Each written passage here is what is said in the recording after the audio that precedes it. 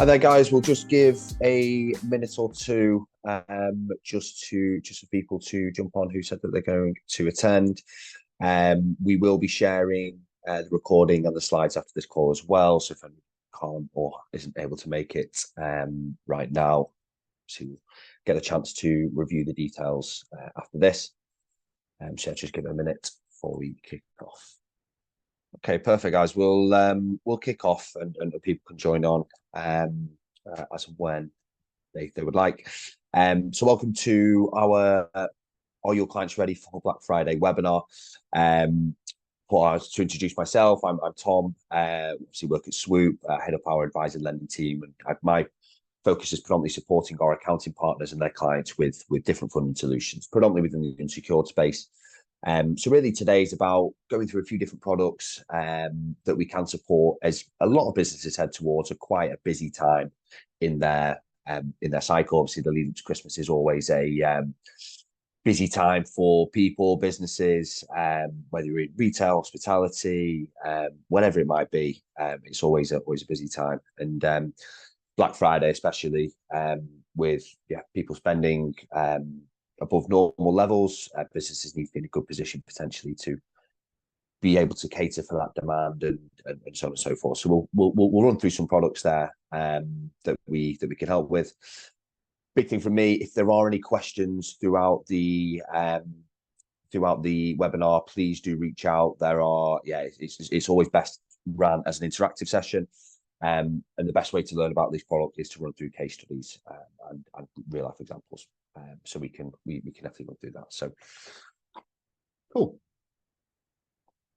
Perfect. Kick off. So just to give a really quick kind of snapshot of who Swoop are in case you don't know. So essentially Swoop is a marketplace where we can offer a various amount of different funding and saving solutions, whether that's debt, equity, grants, or I say different savings options to support businesses. We want to build that one-stop shop where businesses can get access to this wide range of products, but also have that expert advice in from the team to see what is the most suitable solutions for them. So really quick snapshot of what it is we do.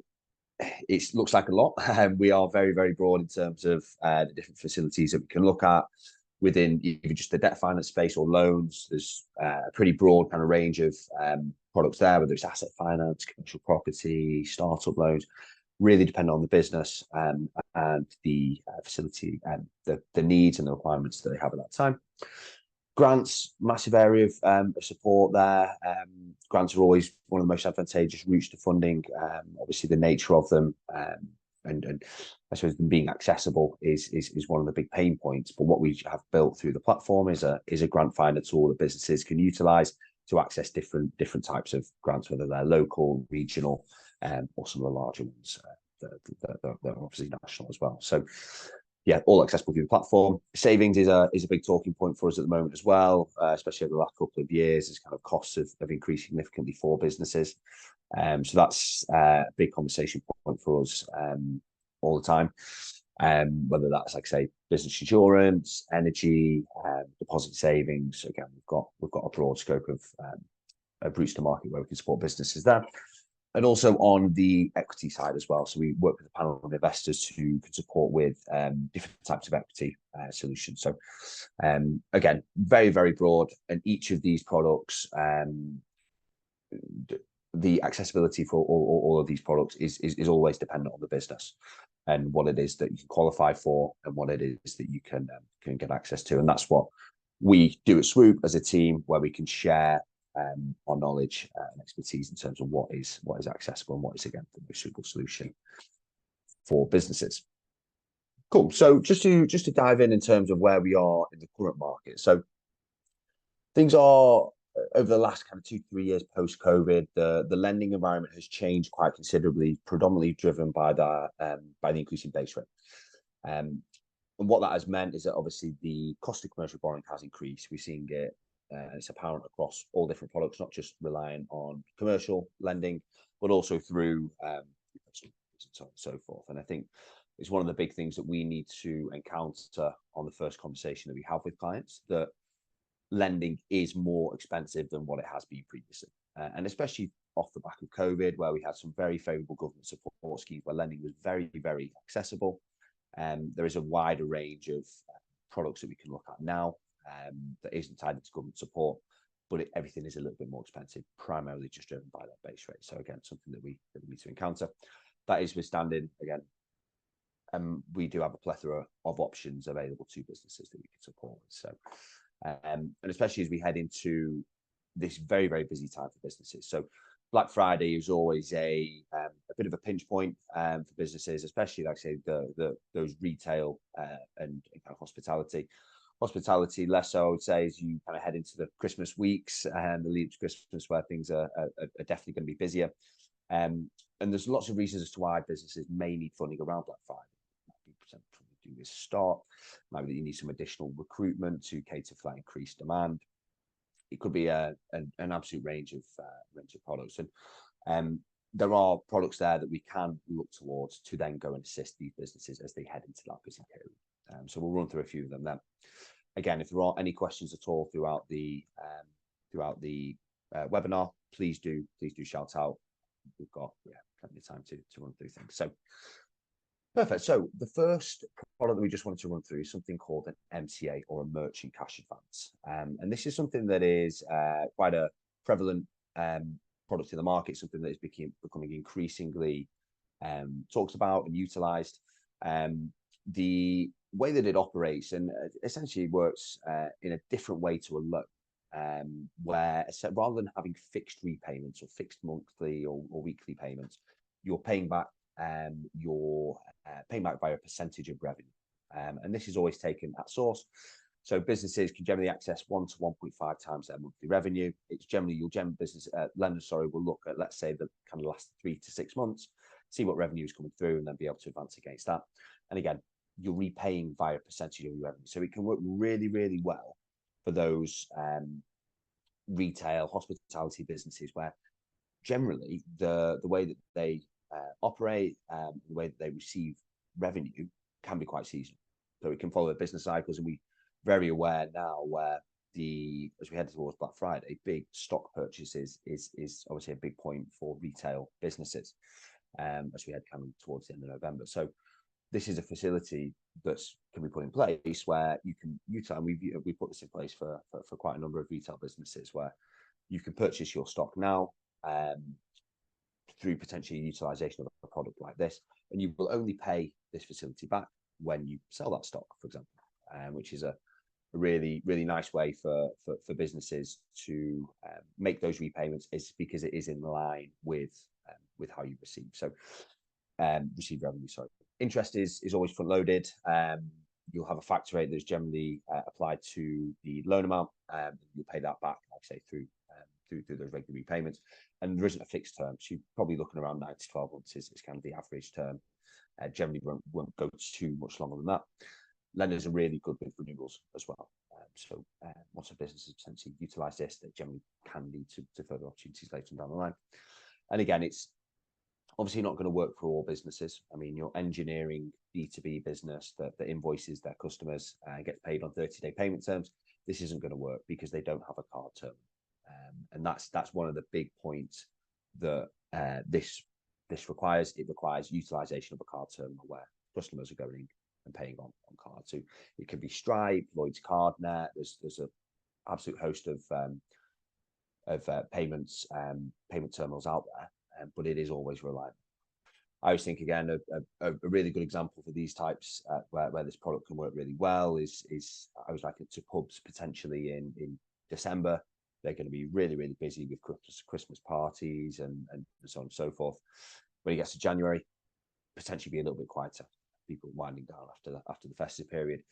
And what that means is that obviously through December, your repayments will go up, but in January, maybe when you receive less revenue, it will go down like that. So again, works really well in that respect. So that's merchant cash advances. So the second one we just wanted to touch on is a new area of finance, but we've seen lots of lenders enter the market, which is great. And it's something called supplier finance. And what this essentially is a product that businesses can utilize to spread the cost of payments to suppliers.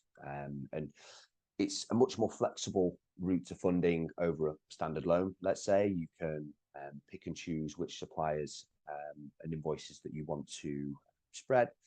And it works really well from that respect, where businesses, they may have cash flow pinch points, especially this time of year, where you may not have the capital to make that supplier payment when it's due, and that's and essentially not even when it's due. You might benefit from essentially spreading the cost of that payment over a period, retaining additional cash flow in the business, and being able to spend that on what you want. So the way that it operates, again, it has to be used for payments to suppliers. So different to a loan, where a loan is very broad in terms of what you can use funds on. Supplier finance is very directly related to those supplier payments. You can spread it over 3, 6, 9, or 12 months. And again, the flexibility is one of the big selling points here. So I think, like I said, we support a good amount of businesses with these types of products. In regards to how it operates, if we think like PayPal Pay in 3 or Klarna potentially, it allows businesses to make those supplier payments on time. Your suppliers getting paid, you can purchase that stock potentially for that for the big Black Friday rush, but you're not having to service that from day one. So again, I think a really useful tool that businesses can utilize as and when they may be seeing some cash flow pinch points and so on. Flexibility, again, one of the big points. You generally won't get charged interest on non-utilization. There may be some setup fees, of course, but again, we're always transparent with that. Lenders will work with you in case you maybe got a busy period, like say as you head up to seeing if you've got a facility in place. Lenders will kind of increase or decrease the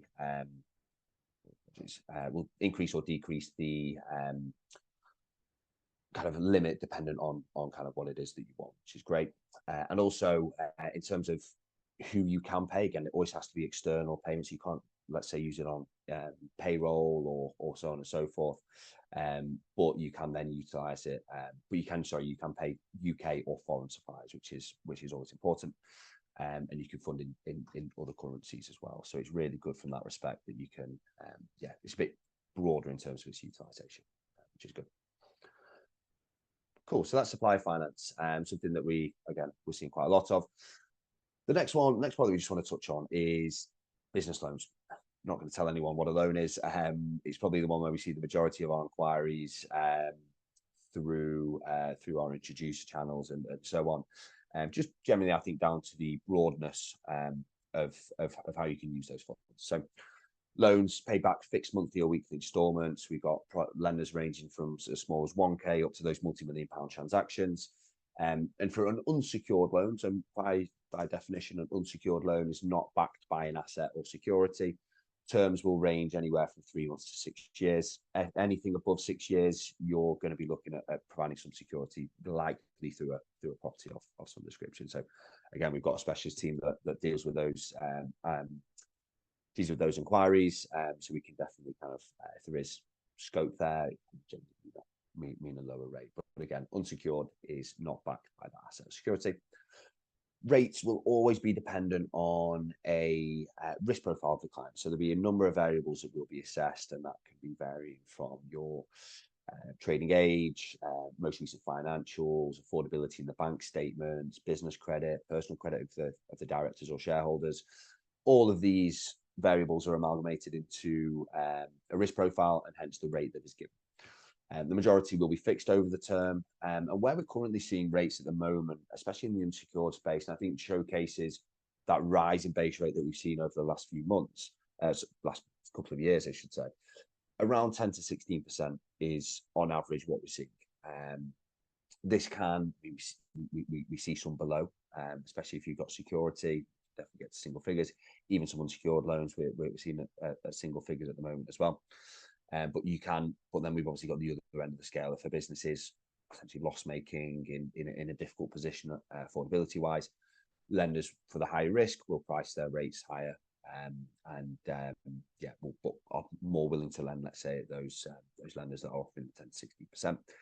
I think to showcase where that's been over the last couple of years, probably that 10-16 was around 5 to 11% a couple of years ago, and base rates jumped about 5%, and generally commercial borrowing within secured spaces has gone in line with that. So a big point as well, the last point there, personal guarantees are something that we are always transparent about, and something that is generally requested by lenders to sit behind facility. Again, as we've moved post-COVID, where bounce back loans, CBILS, the first iteration of the recovery loan scheme, lenders weren't able to take guarantees because there was 100% government guarantee sitting behind those facilities. With that removed, obviously lenders have to, or where their policies are at the moment, is that they will require a guarantee to sit behind that facility. It is always unsupported. So again, there's no assets taken as security there. It is just an underlying agreement between the business, between the lender and the director, I should say, that if the business was unable to repay the facility, in some situations, the director can be liable for that. We do have a partner who offers insurance. So again, something that we're always transparent about, something that we can obviously discuss. In terms of the loan, again, one of the key benefits of it is its broadness of how you can utilize funds. So you are able to spread the cost. You are able to utilize whatever it is that you want to do, whether that is purchasing stock for the big Black Friday rush, or whether that is recruitment, marketing, whatever it might be. Lenders will, obviously within reason, will want to know what you're doing with it, and a lot of lenders do request that as part of an application process. But it's less reliant on, like I say, the supplier side, where you're having to fund a specific invoice. And we'll jump onto another more specialized products as well. So yeah, definitely, if you have clients that are in a bit of a cash flow pinch point, or could even just utilize a little bit of capital to help them through this busy period, a loan is always an applicable facility. And we've got a broad range of lenders offering different facilities as well. Whether early repayment charges is a big kind of point, whether you want flexibility in your repayments, or whether you want less upfront fees, because obviously, again, there are fees associated with drawing down on funds. So all this will be pulled into a decision making in terms of lenders that we can go to. So yeah, so very commonly talked about product, this one, which is understandable. Cool. So the next one, tax funding. And also, guys, so just say again, any questions, just drop them in the chat. We're very happy to answer. Next one, tax funding. So this is something that we're seeing a lot of at the moment. And again, where I think tax funding can fit within the kind of general notion of this webinar is another lever that a business can pull to appease their cash flow, to assist in this busy period where they're not having to necessarily fund, in this case, liabilities up front. So tax funding is exactly what it says on the tin. It's a loan or a funding facility to spread the cost of tax liabilities. VAT is the one that we see the most regularly, just generally just due to that coming around 4 times a year. It operates as a 3-month loan. So instead of having a quarterly liability, you're spreading that over 3 fixed monthly repayments. Rates can vary from kind of 5.5 to 9% over the quarter. So again, a really kind of talked about product at the moment, and something that we're dealing with a lot. I think one of the big things about tax funding, and where it's potentially viewed as almost like a last chance saloon for businesses, where maybe they can't afford to pay their bill or their liability, I should say. I mean, in an ideal world, businesses would keep hold of their 20% VAT in a separate bank account. But we all understand that, we don't sometimes always live in an ideal reality. So I think this is a product there that can be definitely beneficial in those situations, potentially if you are not in a position to make that payment. But it can also be used as a tool for growth. And I think that's where, and especially kind of the short-term nature of it and the short-term working capital boost that it can give a business, it works really well from that respect. And I think by use, let's say if you had a liability due for payment on the 7th of October in a few days, rather than you having to fund that payment on the 7th, you're spreading that over 3 repayments. You're retaining additional cash in the business, and you can then go and spend that on what it is that you want, whether that is your marketing, whether that is your stock. It's another lever that a business can pull to improve their working capital position, to then go and spend their cash on what it is that they want. So yeah, really good products. Corporation tax is another one we see as well. So you come around as an annual liability. Really important. And again, that could be 6, 10 or 12 months. Self-assessment is another one, less relevant here, but I think always an important one to mention. just in respect of that, yeah, a lot of businesses and directors may not be aware that there's a specialist product out there that we can help them fund their self-assessment bills. We get a lot of questions as well around time to pay arrangements as well, and I think it's always worth exploring all options available to you as a client in case of that. The one, obviously, time to pay in some situations can be cheaper, but what you are essentially doing by taking on that is putting yourself in an arrears position with HMRC, and that can impact further borrowing opportunities later on down the line. So it's always worth having that kind of notion in place where, okay, if you're looking to just spread a VAT facility over a few months, it might be, and you're not looking to borrow in the near future, it might be worth exploring time to pay. But it is dependent on two things. Obviously, firstly, that it is accessible. We know HMRC are kind of getting a little bit more stringent with their time to pay arrangements. And also, yeah, obviously, if there are other outstanding factors associated where you don't want to be in an arrears position with HMRC. One of the big things with the tax funding, one of the big benefits is that you are funding HMRC on time. So obviously you're paying back to the lender. But again, if we're looking for other external facilities that you're looking for, the time to pay arrangement and the arrears position with HMRC is viewed as more riskier than taking on the loan. So yeah, definitely one that we can look at. And again, all of these products are just opportunities for your businesses and your clients to improve their cash flow, to give them a little bit of breathing room during this busy period, and give you opportunities to have a successful run up to Black Friday, I suppose. Cool. So they're the 4 products. We just want a really quick note on e-commerce funding, and again, something that we see a lot within kind of Black Friday and those businesses that are selling online. I think it's really important that they know about these products. E-commerce funding works very similarly to the merchant cash advance, but a lot of lenders will maybe have fixed repayments rather than a percentage kind of revenue split. So e-commerce funding, very similar way, rather than leveraging your card terminal revenue, you're leveraging the revenue that you receive through online sales, whether that's through Shopify, Amazon, eBay, whatever it might be. So very specialist lenders. The products work in a very similar way where you'll have front-loaded interest. The amount you can get access to is dependent on obviously your recent revenue that you're seeing through those online sales, and generally will run for that kind of 6 to 9 month period as a kind of short-term working capital injection. So yeah, there's a lot of players in the market who can offer these types of facilities, and we have lots of conversations about them. But yeah, e-commerce funding definitely is a really useful product as and when, and especially the reason for this webinar, Black Friday, a lot of businesses are going to see online sales, and if you can leverage that to get access to further funding to help you through this period, happy days.